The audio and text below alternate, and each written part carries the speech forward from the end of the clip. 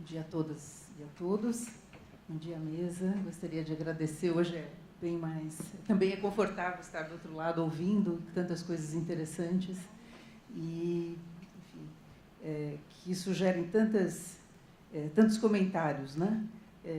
Muito instigante, muito interessante, que foi apresentado pelo Marcelo Quintanilha. A gente vê quanto ainda há dentro do acervo aqui do arquivo a ser explorado a respeito, né, da presença do escravo, documentos bastante instigantes, inclusive esses, né, do escrivão Luiz Gama, como você retratou, e outras...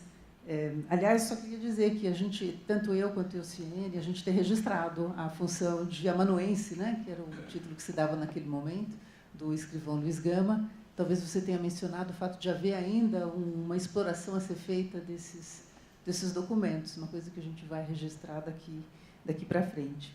Com relação à apresentação da Norma Casares, que é uma coisa impressionante, eu tive a impressão de estar numa...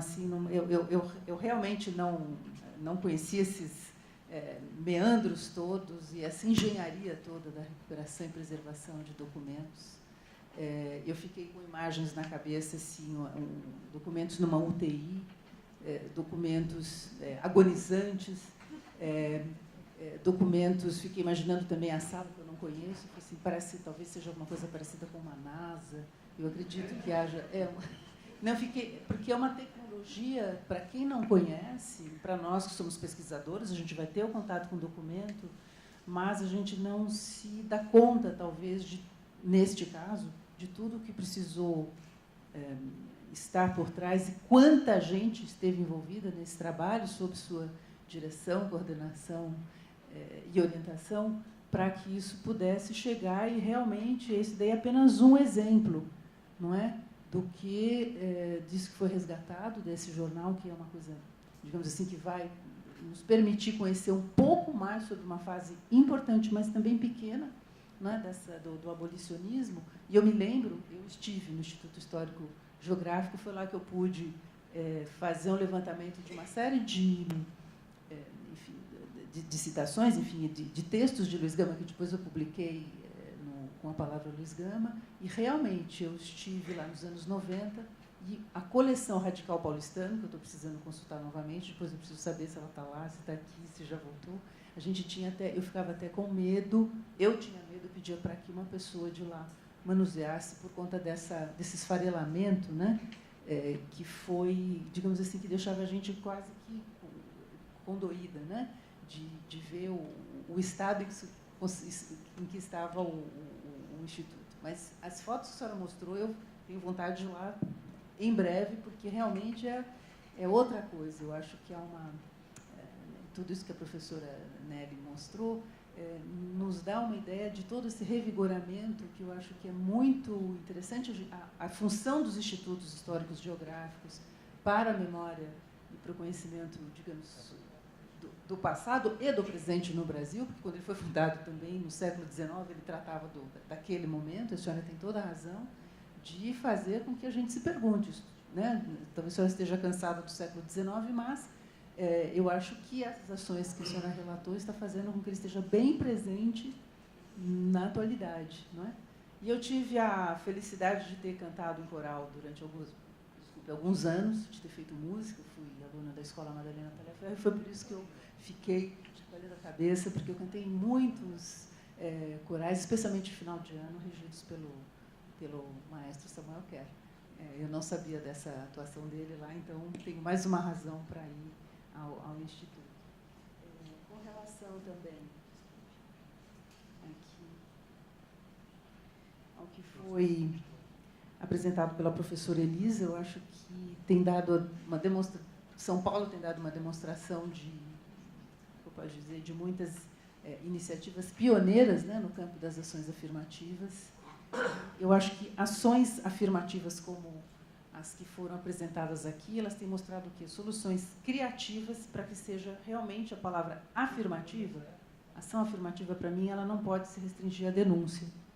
Não é? Não que ela não tenha que acontecer, mas é sempre bom quando isto acontece com algo que é realmente colocado em prática. Então, eu fiquei muito feliz, a gente poderia ficar comentando também durante muito tempo, de ver que elas estão, digamos assim, se concretizando em soluções práticas, em coisas que estão modificando, não é? Digamos assim, a vida, inserções do negro de onde ele estava ausente, e fico feliz, portanto, que a gente vá sempre caminhando no sentido não só como eu disse, da denúncia, mas da visibilidade das ações e da visibilidade do negro na sua, como é que eu posso dizer, na sua competência em vários sentidos. Ou seja, nós vamos talvez ver mais profissionais, né, colocados, seja no serviço público, em outros lugares. E queria dizer também, com relação àquela ação do racismo, se você não fala, quem vai falar? O documento, eu trabalho sobre, uma das outras linhas minhas de pesquisas atualmente é o trabalho com epistolografia. Eu hoje desenvolvo também uma pesquisa sobre as cartas de Mário de Andrade, que são conservadas, maravilhosamente conservadas lá no IEB. Então, eu acho que esse acervo é um acervo, digamos assim, que eu não sei de que modo ele está sendo trabalhado, mas eu queria dizer a vocês que é também um campo magnífico de pesquisas. Falar da dor, talvez, nesses documentos, é talvez uma maneira de se chegar a ações que vão levar a uma cultura da paz, a uma educação da paz. Então, eu pessoalmente tenho um carinho todo especial pelos arquivos epistolográficos, e eu acho que depois eu gostaria de saber até um pouquinho mais como ele está sendo conservado para que a gente não perca esse registro do momento muito importante. Fiz apenas essa amarração antes de poder passar a palavra a vocês, porque a gente sempre fica assim, né? O público, quando a gente está no público, quem vai falar primeiro, quem pergunta. Então, agora eu já abri aqui uma possibilidade para vocês colocarem as perguntas que são mais interessantes do que as que eu teria pessoalmente. Quem que começa? Não sei se alguma foi encaminhada à mesa.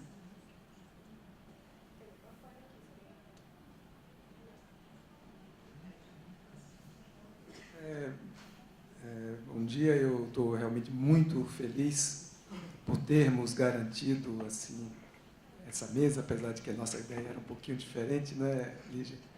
Mas muito feliz, porque eu acho que essa mesa realmente complementa muito o que foi trabalhado ontem, né? Ela complementa, interage, né? Então, não podíamos estar aqui sem a fala, né? Essa última fala da professora. Mas, assim, eu queria fazer uma questão aqui para o Marcelo, assim, que ele falasse assim, nessa experiência que está ali convivendo com a gente ali no atendimento, né?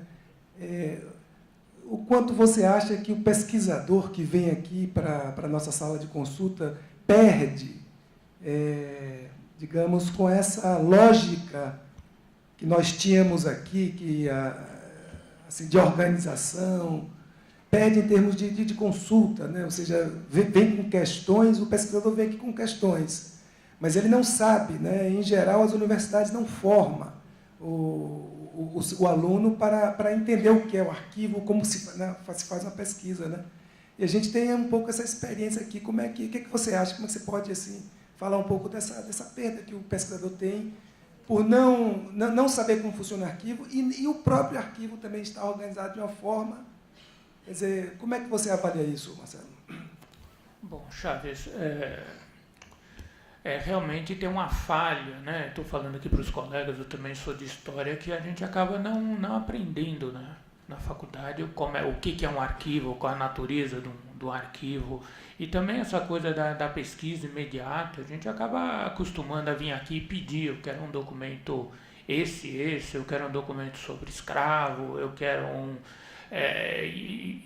a grande perda nisso é que o documento, a natureza do documento de arquivo, ele não é narrativo, ele é um monte de fragmentos que você vai ter que olhar, dependendo do seu olhar, né, você vai fazer uma leitura daquilo, né? Por isso que a gente tem várias leituras do mesmo conjunto documental, né? E assim que a gente vai alimentando a nossa visão, o nosso conhecimento. Eu acho que especificamente aqui a gente precisa ter um atendimento mais próximo do consulente para conversar, passar essa informação, né? E ele precisa se organizar para fazer uma pesquisa de qualidade, dele ter um tempo disponível para uma pesquisa de maior qualidade. E o nosso papel aqui é realmente, como eu disse, a gente não organiza acervo, a gente redescobre a ordem dele, né? A ordem natural dele, né? E a gente precisa continuar nesse trabalho e de recuperar essa ordem natural dos documentos e divulgar isso cada vez mais. E aí eu acho que a gente vai estar colaborando, né, com a produção do conhecimento. E é muito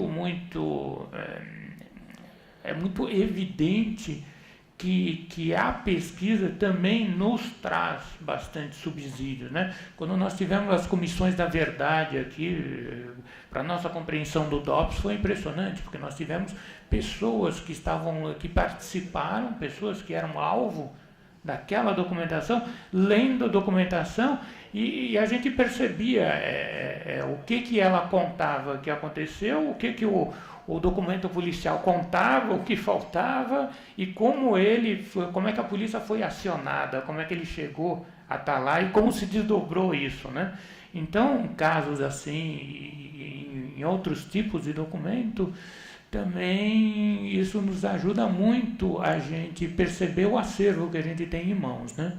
Então, eu acho que nós temos aqui, na verdade, na consulta, um encontro daquele pesquisador que vem nos procurar, nós temos que escutá-lo, nós temos que passar essas dicas, o que nós sabemos, né? E ele, ao mesmo tempo, ele tem que estar bastante aberto para o que é a realidade de um arquivo mesmo. Até porque ele conhecendo a realidade de um arquivo, isso vai transformar radicalmente o trabalho dele, né? Com o tempo, a gente que faz pesquisa em arquivo, a gente acaba aprendendo isso, né? Eu acho que o arquivo tem que estar realmente muito ligado e um contato muito mais estreito com o pesquisador. E tem sido feito, assim, o trabalho está sendo feito aí no caso do acervo que você gerencia, né? O que você pode assim dizer aí para esses pesquisadores? O que está sendo feito assim de imediato para tentar melhorar, digamos, essa informação para o pesquisador? Olha, o primeiro caminho e o mais importante é nós termos um guia de acervo, né? O guia é o primeiro instrumento de um acervo. O guia, na verdade, fala tudo que você tem no acervo, né? Tudo que você tem, qual a quantidade, onde ele está, que tipo de informação. Ele é uma visão panorâmica, mas ele é muito importante, porque imagina se você vai fazer uma pesquisa, por exemplo, de escravos, e você não sabe nem o tamanho Se eu disser que tem muitas informações, como eu mostrei, na documentação da Secretaria de Governo, você não sabe nem o tamanho dela, ou que tipos de documentos tem, você sempre vai ter uma pesquisa, uma visão muito parcial, né? Isso é um problema assim, em escala mundial, porque nos acervos que foram digitalizados, e o fato da digitalização ter facilitado tanto essa pesquisa, acabou que a própria digitalização, como era uma parte, ela criou um recorte, que muita gente toma esse recorte como natural. E daí você tem pesquisas completamente enviesadas, porque as pessoas trabalham só com esse recorte, que é aquele que chega à mão facilmente, né? E assim, uma pesquisa de qualidade, todos vocês sabem, ela exige muito tempo, muito esforço, ela não é imediata, né? Posso só fazer um complemento antes do Alexandre falar isso que você acaba de dizer? Eu disse a vocês que eu estou fazendo uma pesquisa atualmente sobre correspondências, né? Mário de Andrade, com o antropólogo Arthur Ramos e todos os franceses, até professor da área de estudos franceses. Então, um exemplo bem prático, que já foi citado e que eu acho magnífico, todo o trabalho, por exemplo, de digitalização que há na Biblioteca Nacional. E todo o acervo que ele é digitalizado e disponibilizado para você planetariamente, né, na BN Digital. Se eu não tivesse, por questões assim, pessoais e familiares, eu tive alguma dificuldade de ir, porque, tudo bem, tem lá a reprodução do documento, as cartas digitalizadas, que têm me servido amplamente para uma parte da minha pesquisa, que eu faço como pós-doc lá no IEB. Se eu não tivesse um inventário que foi feito do arquivo Arthur Ramos, publicado, eu não teria descoberto. Vamos imaginar que eu vivesse do outro lado do planeta, no Japão. Eu acreditaria, até pela aparente sistematização, que aquelas seriam todas as cartas que o Mário de Andrade mandou para o Arthur Ramos. Se, por um acaso, eu não tivesse o inventário, portanto, que foi feito há 11 anos, detalhado, com cada documento, são mais de 5.000 documentos, só existe um trabalho de publicação de cartas de Arthur Ramos, a Arthur Ramos. Eu não saberia que 11 cartas do Mário de Andrade não estão digitalizadas. Ou seja, a consulta só será possível fisicamente. Então, eu não sei se isso ilustra um pouquinho isso que você está falando, porque é uma coisa que, dentre os vários documentos digitalizados, a gente tem a impressão de que praticamente todo aquele arquivo, né, está disponível, né, digitalmente, mas não está. Mas isso só me foi possível à distância, eu nem estou num outro país, como eu disse a vocês, mas poderia estar, poderia ser um pesquisador ou pesquisadora, que talvez, a partir daquilo, inferisse que houve apenas tais e tais e tais documentos. A digitalização é um instrumento fantástico para você proteger o documento, para esse documento ser acessado a qualquer hora, em qualquer lugar. Mas ele não substitui o trabalho de reordenação. Ele não substitui. Sem esse trabalho de reordenação, e no trabalho de reordenação você trata do contexto do documento, por que o arquivo foi produzido, por quem. Se você não tem isso, você tem uma pesquisa completamente comprometida. Um caso que eu vou citar rapidamente aqui para vocês, que ele é pouco conhecido, mas é um caso que dá para avaliar um pouco,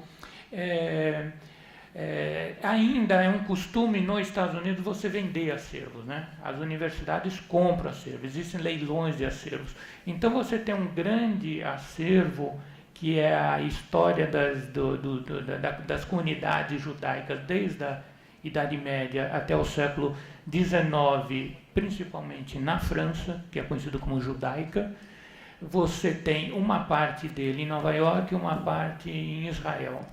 Acontece que todo mundo usa esses documentos, eles são fantásticos, então eles são documentos de referência. Só que esses documentos, você imagina, eles são tratados como se fosse uma narrativa, uma história dessa comunidade judaica na França. Mas qual é a origem, qual é o contexto de produção desses documentos?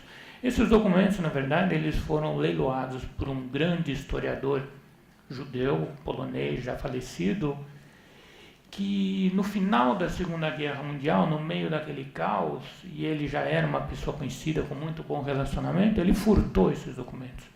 Esses documentos foram furtados do Arquivo Nacional da França. E esses documentos eles foram produzidos porque eram os documentos do governo francês na época, eles eram voltados para os reis, depois para os imperadores, e eles sempre pediam o reconhecimento da comunidade. Eles ficavam é parecido com o que aconteceu aqui no Brasil. Eles ficavam a atividade deles era ligada ao culto público. O culto público tinha que ser referendado, tinha que ser oficial. Então eles estavam junto de documentos de protestantes, de católicos, de várias religiões. Então, na verdade, eram as comunidades tratando com os governantes sobre o seu culto. E ele foi tirado completamente de contexto e ele foi vendido desdobrado. Então, as pessoas que utilizam ele têm uma visão completamente enviesada, porque, na verdade, não tratam como documento de uma comunidade se relacionando com o rei, com o imperador, com um órgão oficial, e tratam como se fosse uma narração da comunidade. Então você veja que é fundamental você entender a natureza do acervo, do conjunto documental. Isso não substitui, a digitalização não consegue suprir nem substituir isso. Olá, bom dia, meu nome é Alexandre. Eu estava aqui ouvindo as palestras e assim como a Lígia, eu percebi assim uma continuidade, né, das falas de ontem, e para poder pensar o seminário como um todo. Na realidade, eu vou fazer mais um comentário do que uma pergunta em si. E eu estava pensando, a gente sempre pensa isso na história, né? E por que essa disputa de memória e por que retomarmos essa história e o papel do arquivo, né? Que aqui é onde a gente se encontra, a gente não está na faculdade, estamos discutindo o jornal que veio para cá, que tem uma história, que ele foi produzido num contexto, como o Marcelo comentou, que isso é muito importante. E ele está aqui, ele teve que passar por um restauro, o processo dele ir para o HG e HGSP também é uma história interessante, né? Como que seria também, talvez, interessante conseguir recontar como essa coleção foi parar no HGSP, né? Porque faz parte da história de alguém que pensou que talvez esse jornal um dia pudesse ser importante como um documento para construir uma memória, para recontar uma história. E o Marcelo estava falando das potencialidades do estudo da escravidão nos documentos, né? E como não pensar o escravo de uma forma separada de uma sociedade que era permeada em todas as suas esferas pela escravidão, né? Como pensar o Brasil colônia, o Brasil império sem o escravo? Não existe, ele está em todo tipo de documento, toda a política era pensada, por mais que ele não estivesse citado ali, ou até a própria ausência do nome escravo, mas havia uma reflexão da sociedade a partir da ideia de uma sociedade escravista. Então, o escravo ele permeava todas as instâncias ali. E o arquivo ele serve justamente para a gente repensar isso e tentar trazer essa memória para cá. E esse trabalho maravilhoso de restauração do jornal, que eu estudei durante 3 anos o jornal, só que eu estudava na minha casa, e agora ver ele materializado ali, até acessível, e ele existente, é uma coisa linda e um trabalho maravilhoso como apareceu aqui. E a Lígia e a Antônia estavam comentando sobre, elas falaram que ontem, quando foram conceder o título de advogado para o Luiz Gama, elas ouviram a palavra reparação, né? E eu acho que toda essa memória, assim, estamos no século XVIII, estamos no século XIX ainda, porque a gente está numa continuidade, uma necessidade de reparação para os 4 séculos de escravidão que a gente viveu. A gente não pode deixar fazer com que simplesmente uma ideia de democracia, uma falsa ideia de democracia racial, cubra toda essa experiência cotidiana de 4 séculos de escravidão. Então, eu acho que o papel do historiador, o papel de estarmos aqui nesse seminário, o papel do arquivo, é retrazer toda essa história, que no final das contas ela acaba despontando em ações que ainda iniciais e que devem ainda necessitam, né, de uma maior aprovação de toda a parcela da população, aceitar que vivemos numa sociedade racista, combater isso, no nosso cotidiano não se calarmos, né, não aceitarmos que haja essas ações racistas, mas que acaba despontando, né, no trabalho, por exemplo, do governo, da prefeitura, no trabalho do governo federal, que são as ações afirmativas, né, que é quase como uma ponta do iceberg, que a gente pode ver toda uma estrutura que foi sendo construída e agora a gente tem que reverter isso, desconstruir isso. Então, eu queria fazer essa pequena fala, desculpa se não tinha o espaço, assim, que era mais para perguntas, mas eu acho que esse comentário era muito pertinente, porque ele consegue fazer toda a relação, até, por exemplo, o estudo de um jornal produzido por um homem branco, né, que a maior parte das pessoas que escreviam na Redenção faziam parte de uma elite, era um projeto de elite branca, e a gente tem que pensar esse jornal também, né, dentro desse contexto não descolado daquele momento específico de prestes à abolição. Então, acho que esse seminário é importante para a gente conseguir trazer de volta toda essa pluralidade de vieses, né?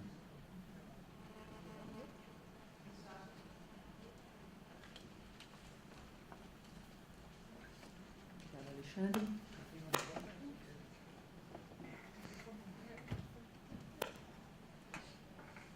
Bom dia, meu nome é Ana Luísa e eu fico muito feliz. Infelizmente, eu não tive a oportunidade de estar aqui ontem, mas através da palestra da Norma na semana passada que eu fiquei sabendo desse evento.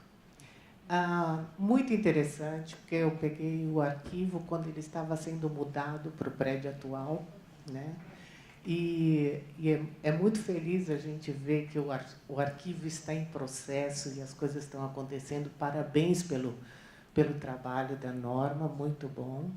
E eu fico muito feliz porque eu fiz um trabalho de pós-graduação de uma fazenda no Vale do Paraíba, e os proprietários, em 1800, dessa fazenda, que eu fiz todo o levantamento histórico, aqui também graças ao arquivo e a todo o trabalho que aqui a gente conseguiu levantar, essa fazenda, o dono da fazenda foi um absolutista, e ele, no dia da assinatura da libertação dos escravos, ele libertou todos os escravos da sua fazenda. Então, a gente conseguiu esse documento, foi muito interessante. E no meu processo de pesquisa, eu também acabei indo ao Instituto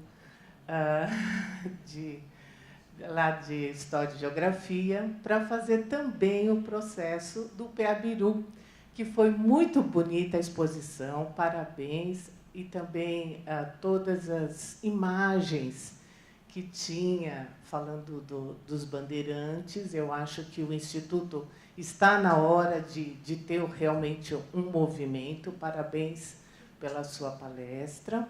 E também, por incrível que eu pareça, eu faço parte de um grupo que fala sobre 80 anos do Pacto de Rores, que fala sobre a bandeira da paz.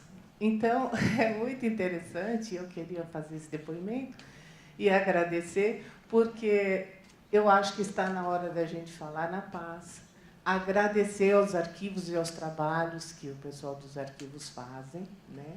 E eu acho que realmente é super importante ter uma digitalização. E também não adianta. Pesquisador tem que ser igual ratinho, tem que buscar no papel, tem que ir atrás dos documentos. E muito obrigada pelo trabalho. Obrigada pelo depoimento. Tem uma pergunta ali atrás.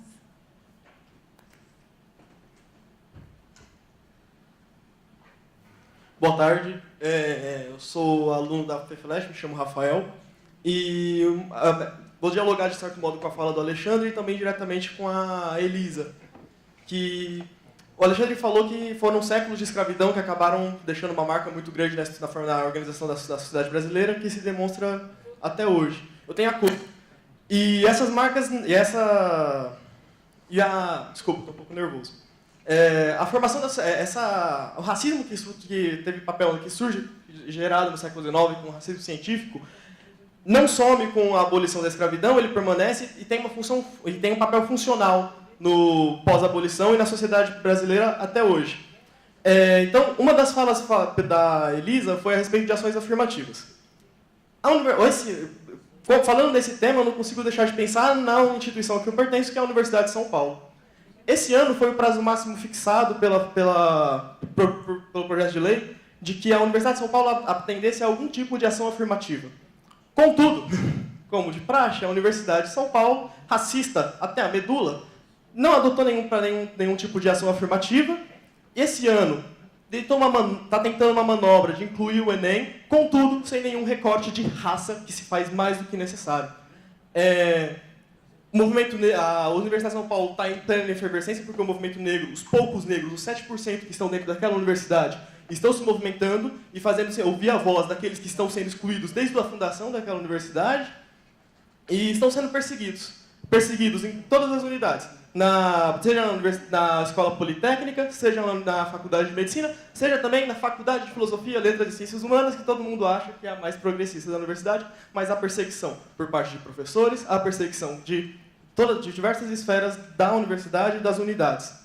Enfim, desculpa, foi um comentário meio longo, eu gostaria que a Elisa, de certo modo, falasse a respeito desse tipo da questão das ações afirmativas e da necessidade de um corte não só social, mas também racial na Universidade de São Paulo, que é uma das universidades mais elitizadas, a mais elitizada, talvez, do Brasil. Muito obrigado. Pois não, ela só gostaria de completar, porque talvez vai no mesmo sentido, é isso?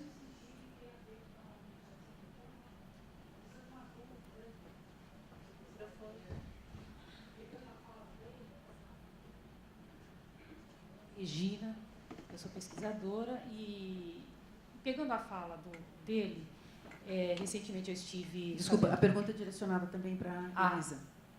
Dona Elisa, eu gostaria de fazer uma reflexão e também tirar uma dúvida, né? Não sei, como que se pode pensar numa sociedade de evolução, né? Nessa questão racial, se a gente vai fazer uma pesquisa, entra numa das maiores faculdades de direitos do Brasil e encontra em letras gigantescas na porta de um dos toaletes lá da faculdade, não era na parte dos alunos, é na parte da diretoria e da biblioteca, escrito a seguinte frase: quantos pretos você viu na aula hoje?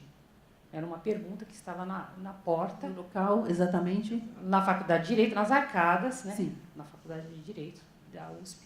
E aquilo me deixou extremamente incomodada e indignada. E eu fui até a diretoria, porque numa hora dessa você fala assim, isso aqui está há algum tempo aqui já. Né? Não é de hoje que isso aqui está escrito, porque tinha réplica, tinha tréplica na porta do banheiro. E eu fui até a diretoria e falei assim, que ação que vocês vão, que essa faculdade, vocês nunca viram isso escrito lá? Não, porque hoje está tendo a peruada, deve ter sido alguém que escreveu. Eu falei, não, teve réplica, tréplica. Nessa hora eu fico pensando assim, como que a gente pode... Aí você falou de crimes raciais, né? Isso daí, como a gente denuncia a liberdade, é pequeno nessa hora. Eu queria entender essas pequenas maldades, né? E depois eu olhei no pátio e os negros estavam ali participando daquela confraternização e eu contei assim 3. Eu fiquei com vontade de chegar para um deles e falar assim, olha, está escrito isso lá, mas eu vou tirar a alegria daquela pessoa, por quê? Se aquilo tem uma instituição que tinha que zelar pelo nome daquela faculdade, ali onde passaram diversas pessoas que tiveram ações abolicionistas, que levaram adiante a questão racial, e hoje, em pleno século XXI, 2015, ainda tem gente lá dentro que pensa assim. Só completando, os 35% de cotas nas universidades, não sei se eu anotei certo, era Unesp e Unicamp? Porque a USP não, na Unesp. Ah, tá. Porque a gente sabe que caminha lentamente. Bom, as duas perguntas são muito interessantes. Eu vou começar pelo Rafael, né, que questiona aí a questão das cotas na USP, né? E é aquilo que a gente já conhece. Trabalhar essas ações afirmativas é um passo a passo. São muitas dificuldades a serem vencidas.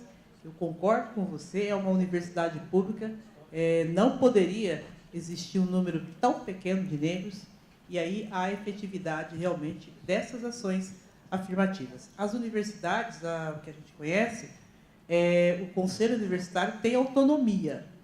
Então, por exemplo, o Conselho Universitário da Unesp adotou o sistema de cotas, que é o que todo mundo, né, do movimento social, a sociedade clama. A USP tem sido realmente, e aí também respondendo a pergunta da Regina, né, um dos redutos mais resistentes contra as ações afirmativas. As pessoas não querem, em sua maioria, né, não querem que a população negra ascenda. E aí, assim, não estou fugindo, mas você vai para o campo da mídia, a gente está vendo aí que a cada vez que tenta se expandir a presença dos negros na mídia, há uma reação, né? Está errado, é uma luta, assim, não só do movimento social negro, mas de nós também, enquanto à frente da Coordenadoria de Políticas para a População Negra, né, e Indígena, que haja a implementação de uma ação afirmativa mais eficaz, onde realmente os negros possam ser inseridos nessas universidades. A sua pergunta também fala da questão quem é que vai tomar uma posição, quem é que vai ter uma iniciativa. Cada vez que a gente sabe, e assim, eu nunca recebi nenhuma reclamação, nenhuma denúncia oficial contra nenhuma faculdade.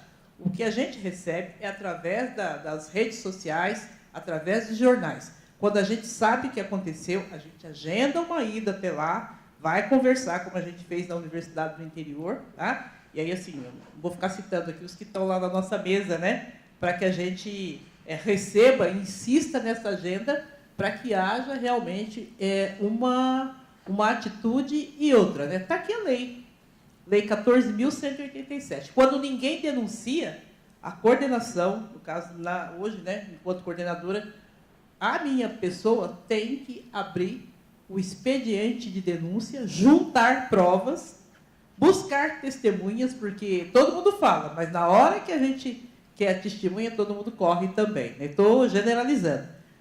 E nós já fizemos isso em algumas oportunidades, onde a gente representa a sociedade civil e é o denunciante dessa questão, né? Eu não vou esperar, é claro, ficar chegando até a gente as denúncias, até porque eu sei que pouquíssimas pessoas conhecem a nossa coordenação. Apesar de divulgação, apesar de andar o estado de São Paulo inteirinho, e aí eu posso falar da época que eu fui presidente do conselho, eu cheguei a contabilizar 180 municípios nos 8 anos, é claro, que a gente visitou.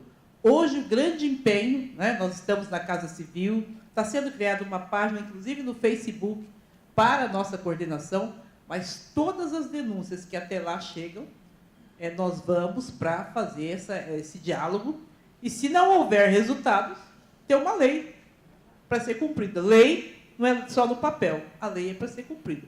Pode ter certeza, Rafael, pode ter certeza, Regina, que nós, não dá para fazer tudo de hoje para amanhã, né? A equipe é pequena, mas que isso está já na nossa pauta para que sejam tomadas atitudes. Não é só a USP, né? Vocês sabem que outras universidades por aí, também vou falar da Unesp, que foi um caso também bem público, né?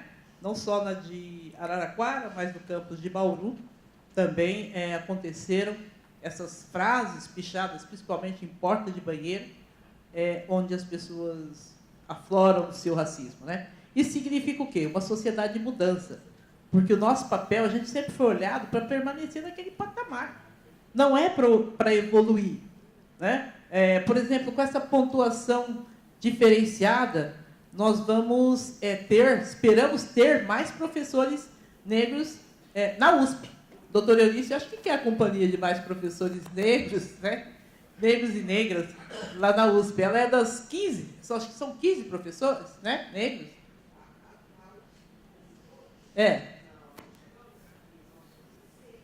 6 chegaram para mim informações. Então, isso não dá mais para a gente aceitar. 6. E a faculdade de Direito, apenas eu. Mas, na Universidade do todos 6. A Universidade de São Paulo, desculpe se me permitem, né, dizer aqui, ainda fazer uma manifestação, está em cima da hora, né? Veja, ela é resistente. Tu observe que ela sequer, Rafael, cumpre... Cadê o Rafael? Mudou de lugar, hein? Cumpre a lei de acesso à informação. Há uma interpretação malévola, ilegal, inconstitucional, desonesta por parte da Universidade de São Paulo quanto a essa independência, não é? Que a Constituição realmente garante essa autonomia universitária, mas ela diz respeito à pesquisa, ela diz respeito à ideologia, mas não tem nada a ver, por exemplo, com a administração de dinheiro público. Então, finalmente, ela criou uma controladoria, mas ela não se submete à nossa, que está aqui nesse prédio agora, Corregedoria Geral da Administração. E ela administra muito, muito, né? ICM, né? Dinheiro aí público do Estado de São Paulo. Então, há problemas na USP, além de toda a formação, não vamos voltar ao dia de ontem, né? A formação, a vinculação dela às ideologias do século XIX, né? A teoria de embranquecimento, enfim, vai chegando aí. Mas observe, Rafael, que as 3 chapas que estão lá disputando o Centro Acadêmico hoje de agosto colocaram lá nas suas propostas, e está havendo eleições, a questão racial, né? E todos partidários, né? Aí das políticas de ações afirmativas ou de cotas para negros e indígenas, né, na universidade, e também colocaram muito bem a questão de gênero, né? Então, os alunos, a juventude está mudando, mas a direção me parece ainda bastante teimosa e preconceituosa mesmo.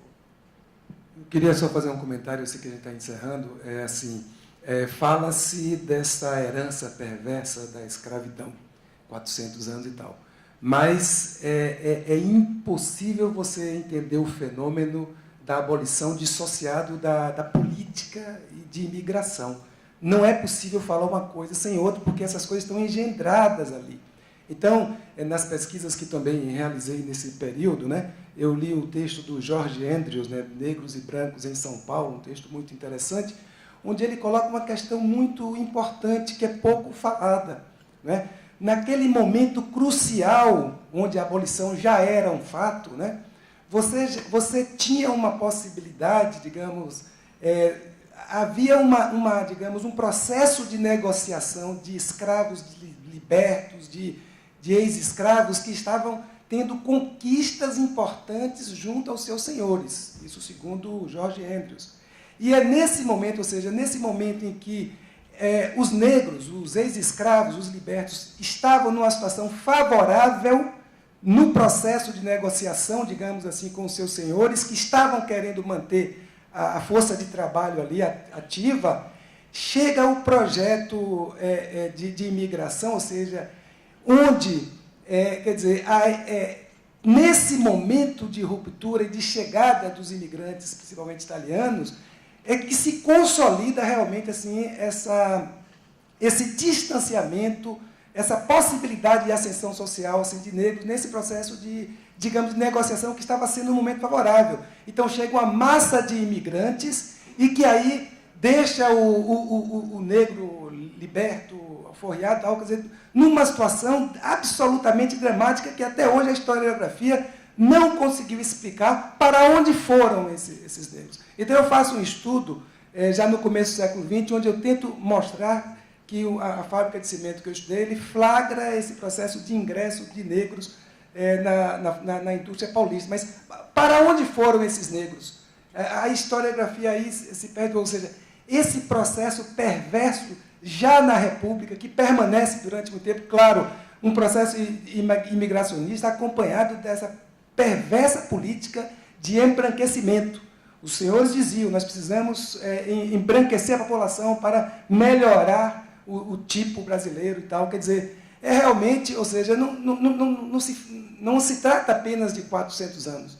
Esse período de reparação ele é muito mais longo, ele se prolongou e se prolonga até hoje, né? Então, eu acho que isso é importante que se fale. Eu não vim ontem, mas não sei se essa pergunta foi feita ontem, né? Sobre o Redenção, do processo de recuperação, tratamento, até a digitalização, quanto que foi gasto do papel japonês e o tempo que levou e o custo. É uma pergunta técnica. Tá. Incendo, como é uma outra pergunta que vai ser dirigida à Norma, eu gostaria, a Elisa gostaria de finalizar e a gente passa depois para a Norma. Eu só vou acrescentar uma coisa na pergunta dela, que é o seguinte: eu gostaria de saber se houve uma... Você falou de que foi documentado através de fotografias. Queria saber se vocês fizeram algum documentário também a respeito de todo esse processo, porque acho que dava uma bela história, e uma história, inclusive, como eu posso dizer, de uma lição que vai ficar para, talvez, como um belo documento para os alunos ou para os jovens profissionais interessados que podem, por exemplo, se espelhar na prática de vocês através hoje desse tipo de ferramenta também, além da fotografia. Bom, finalizando, eu gostaria de pedir a qualquer pessoa desse auditório que veja essas frases racistas ou qualquer ação nesse sentido, se for frases, fotografa, manda para o meu e-mail. Fotografou? Eu vou te deixar meu e-mail, vou deixar um panfleto desse que fala da lei, manda para mim, porque aí é mais um reforço para aquilo que a gente vai buscar. E só falando rapidinho, a gente tem uma questão muito séria também, que é a relação polícia e população negra, né? Quando nós tivemos aquele capitão aqui numa determinada região que mandou que só fossem abordados pretos e pardos, né? Aliás, pardos, de idade X a X, a gente também tomou essa atitude, a pessoa foi afastada, né? Foi uma situação muito tensa, mas a coordenação não se nega ao seu papel. Se a gente entender que estamos corretos, a gente vai atuar. Eu quero agradecer mais uma vez ao convite, ao doutor Isaías, a toda a equipe aqui do arquivo, né, pela oportunidade, e eu creio que a gente vai aí estar estabelecendo parcerias, né, para a gente atuar em conjunto.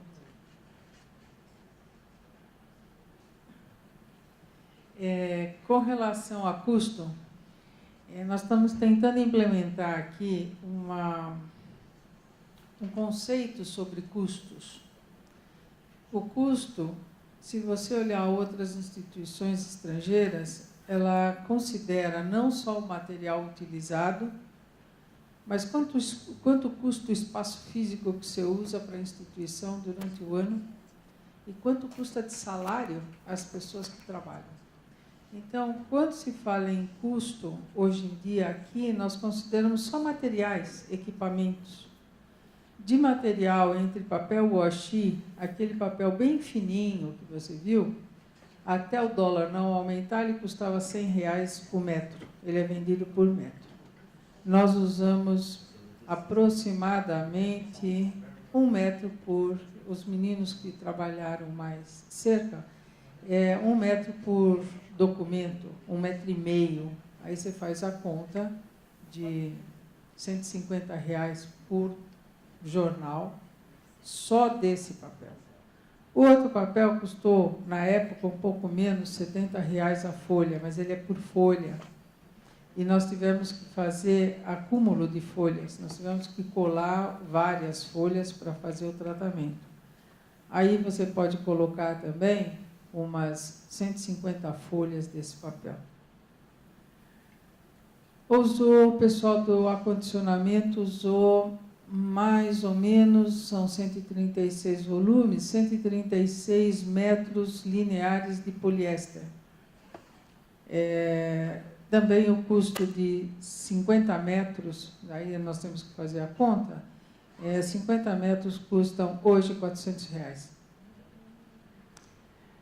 Agora, se você computar só material, nós tivemos uma ajuda imensa do Arquivo do Estado na compra desse material, porque você sabe como é difícil você justificar.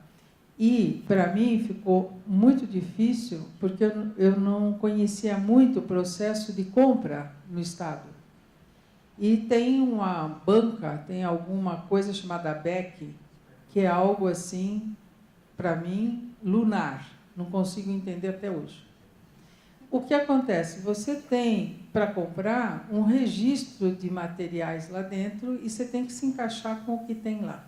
Só que os materiais de conservação e restauro dificilmente estão lá, mesmo que você busque na banca do pessoal da USP, que tem medicina, tem odonto, que talvez tenha algum equipamento semelhante para que a gente possa entrar naquele banco e comprar. Senão, você tem que fazer uma parafernália para registrar isso lá dentro.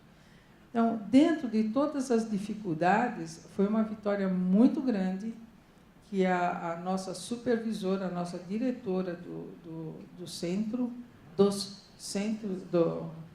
de preservação, achou caminhos legais, tudo direitinho, para a gente poder comprar os materiais dentro da conformidade do que o Estado permite.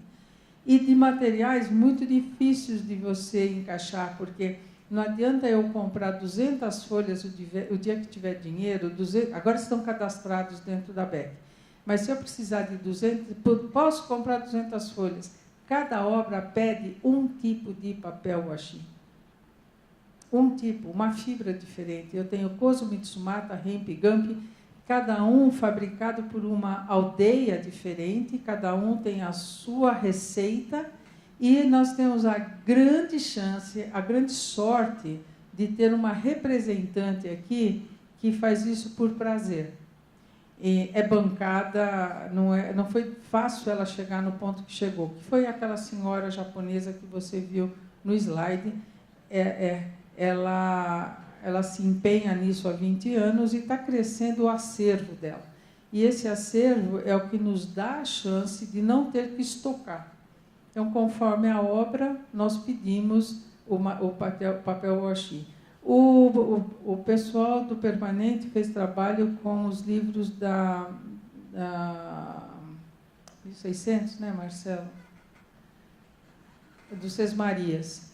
Nesse caso, o meu papel dos documentos esses papéis eram papel de trapo, de 1600, papel de algodão. Não vou usar papel washi nisso. Eu tenho que preencher as áreas com papel de algodão. Então, quem é o nosso parceiro? Grande parceiro, o Arquivo Nacional. Eles trabalham, eles têm uma máquina chamada holandesa, onde eles preparam as fibras e eles tingem. Então, nenhum das duas instituições pode trabalhar com dinheiro, não pode transitar dinheiro. Então, nós fazemos parcerias em trocas, nós fazemos campo, né? Precisa disso, convidamos o químico do Arquivo Nacional, ele veio, quis conhecer o prédio, como é que era e tal. Qual foi a nossa troca? Eu precisava de fibra para reenfibrar o que virá para o ano que vem. Ele falou, me convida, eu preciso conhecer o Arquivo do Estado. Então, é sempre nessa base de troca. Então, dentro de uma instituição pública, não é tão fácil assim você conseguir fazer um trabalho de excelência, não porque não deixam, mas porque tem caminhos a serem seguidos que são leis. E dentro do Redenção, não haveria a menor chance de fazer esse restauro se eu não tivesse aquele papel de 2 gramas. Era impossível, não teria feito o trabalho. E foi isso que a gente foi endossar lá em Cochin, para dizer, continuem fazendo, porque não é para tudo que eu vou usar, mas num caso desses eu vou precisar disso. Quer dizer, como todos. Tem custo? Tem. Agora, voltando à tua pergunta, o custo pode ser de materiais, mas se você parar para pensar quanto custou esse jornal para ser restaurado, você tem que computar nós 7 dentro do laboratório, mais 4 ou 5 dentro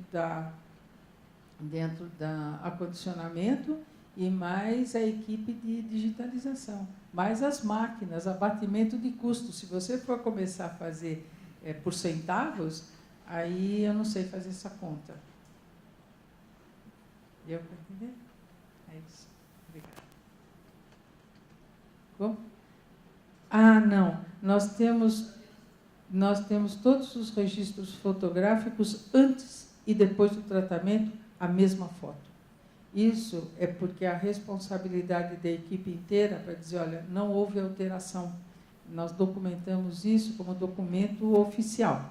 Se alguém questionar, olha, antes estava assim, depois ele ficou assim, mas não perdi nenhuma informação, não houve nenhuma alteração no documento. Então, todas essas fotos dos 136 exemplares, cada profissional deve ter tirado, a Ana está aí, Ana, quantas fotos cada uma, o Sampietri? Foram dezenas de fotos de cada jornal. Então, isso está tudo em banco de dados no digital. O que precisar está documentado, o que precisar puxar, puxa, porque não é só antes e depois que ele entrou no laboratório, mas cada etapa do tratamento foi fotografada. E tem relatório feito de cada um, porque hoje estou eu, amanhã está outra pessoa, se tiver alguma dúvida, vai ter a documentação que justifica e que documenta aquele tratamento feito. 1 ano. Nós levamos 1 ano. Então, dado o adiantado da hora, acho que nós vamos precisar finalizar.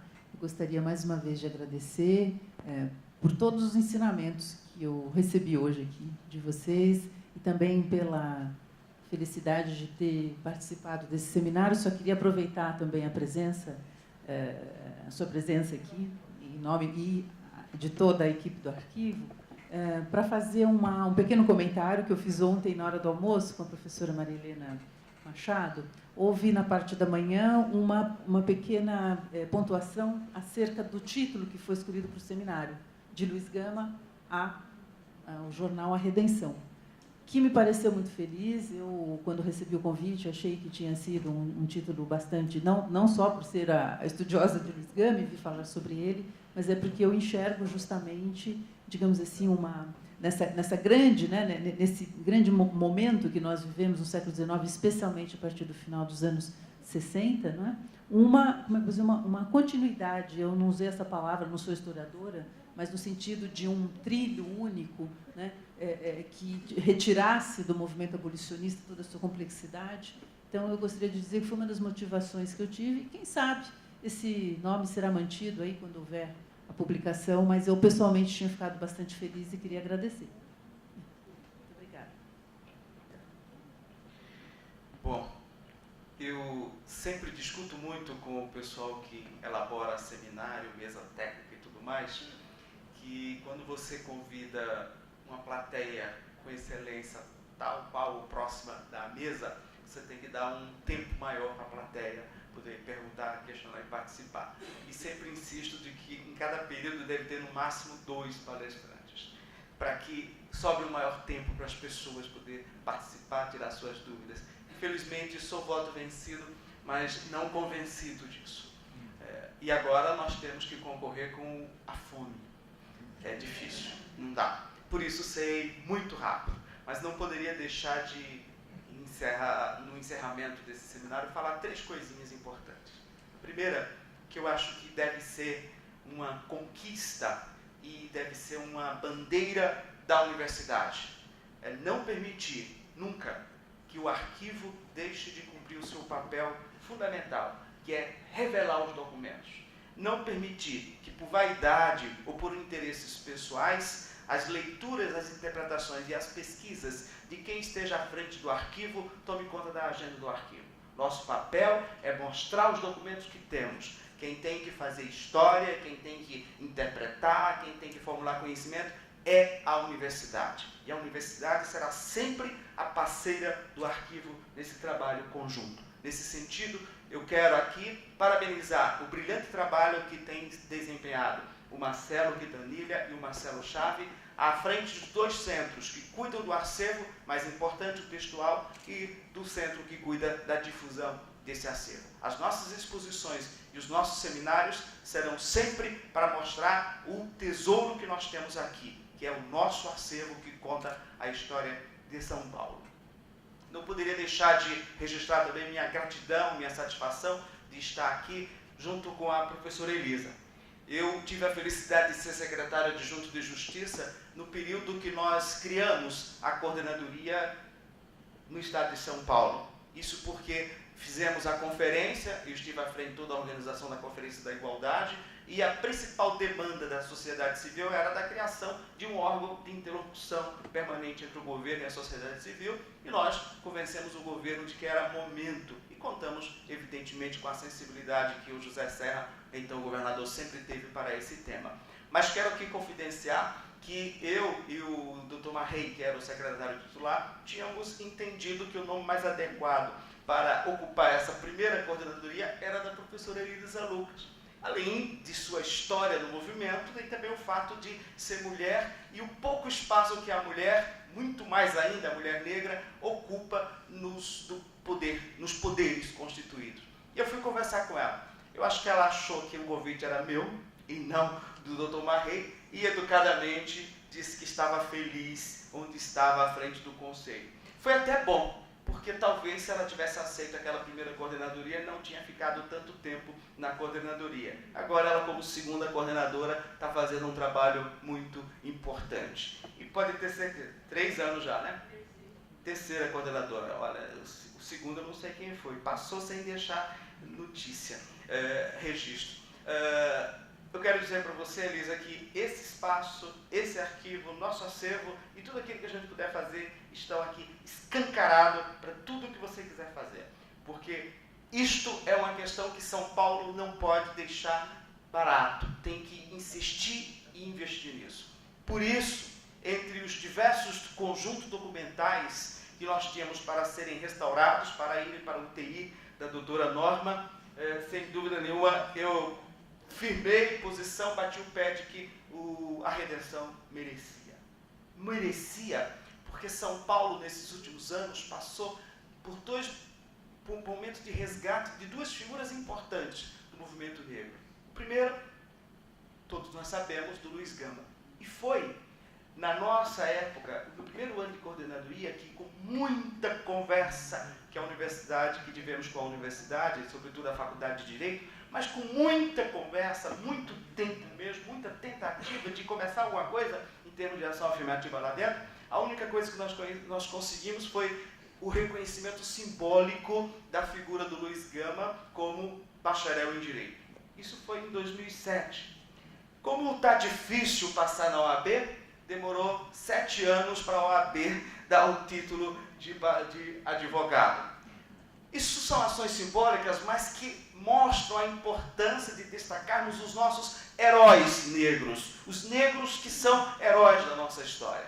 E esse seminário, e a redenção sendo mostrada, sendo difundida, sendo colocada para o mundo inteiro, sendo inscrito como patrimônio da humanidade, que seja o momento inicial de resgatar a história de outro herói do movimento negro, de outro herói da causa abolicionista, que é o nosso querido Antônio Bento. E, para terminar, não poderia deixar de passar esse momento de registrar a entrega de uma cópia do certificado de patrimônio da humanidade à professora Nelly Candeias, para que ela torne essa cópia um quadro para a sua coleção de quadros e uma foto para a próxima exposição que ela tiver a oportunidade de falar do tema.